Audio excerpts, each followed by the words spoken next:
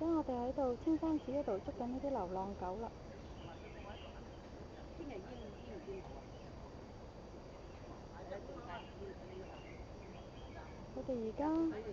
我哋目的係想捉隻狗乸同埋狗公去做絕育。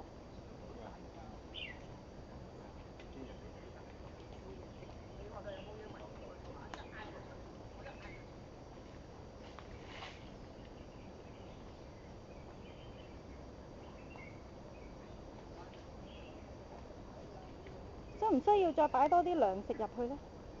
黑白色嗰隻就係狗乸嚟㗎啦。好精喎，佢哋死都唔入。入啦！入啦！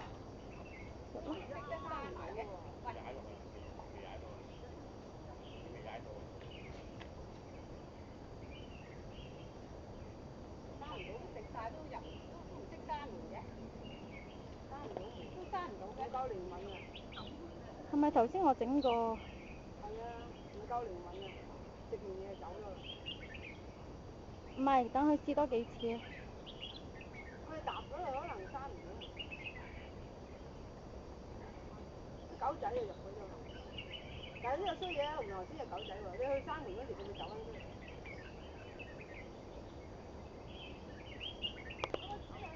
做乜唔入啊？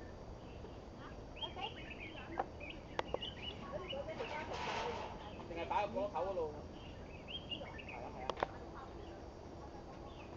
再試多次啦。定係嗰個狗仔擺喺個狗籠入邊係好唔好？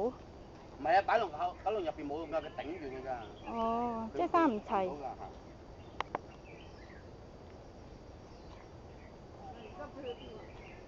再試過啊！我哋而家。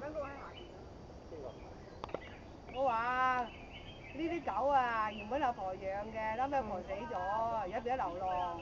你嗰個神運客林姑娘咧餵佢嘅。哦。所以而家咪變咗咁咯，而家冇人理咯。而家有幾多隻啊？呢度7隻啊。7隻啊？